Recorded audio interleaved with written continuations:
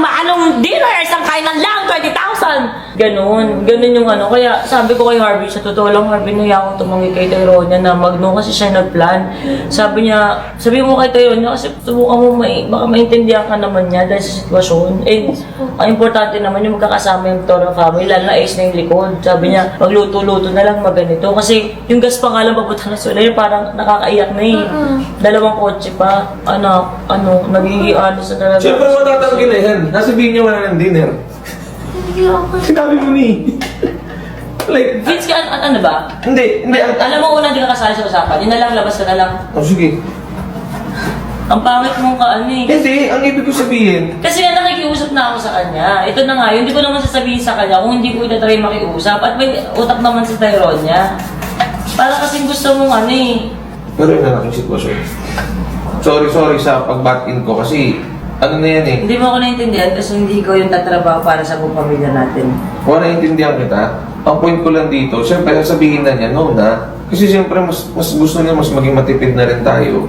Yun lang naman yung point ko.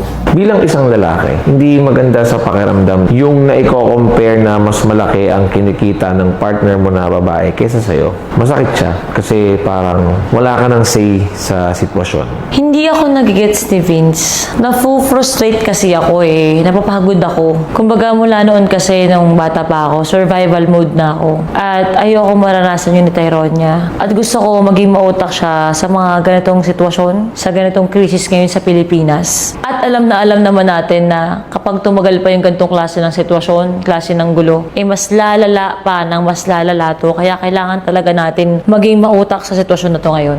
Hindi ako gets ni mami eh. Bilang daddy kasi, or ama, ayoko hindi ko alam kung ganito ang feeling nila. O kasi ganito nararamdaman ko. Ayoko kasi yung hindi nasusunod yung pinaka gusto ng anak ko. Sa akin kasi, nagsasabi sa akin si Tyronia na, Daddy, I'm so excited sa birthday ko kasi kakain tayo sa labas, magkakasama tayong family, kung ano pa yung iba't ibang nararamdaman niya. At kung ano yung mararamdaman niya kapag hindi nangyari yung nakikita niyang outcome ng birthday celebration niya. Ayoko kasing maramdaman niya na hindi special yung birthday niya. Kasi yun ang request niya.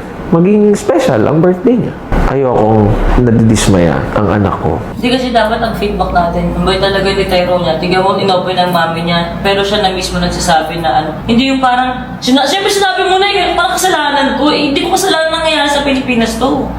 Kasi kung may gusto naman si Tyronia, pupush ko talaga. Kagaya pa sinasabi sa akin, di ba, maiintindihan ng anak natin yan. Pero ako nagkasabi mo, nahihiya nga ako. Oh, pero wala akong sinabi na... Pero ngayon sinabi mo na ano yun? Ano ba? Pero wala akong Parang sinabi ang sama na ako. magluto-luto na lang dito. Wala akong ganun. Sinabi ko lang, try mo lang sabihin, baka maintindihan niya. Kaya nga, ngayon tinatry ko sabihin, nagbago ako ng isip kasi natulog tayo, wala ka. Kita mo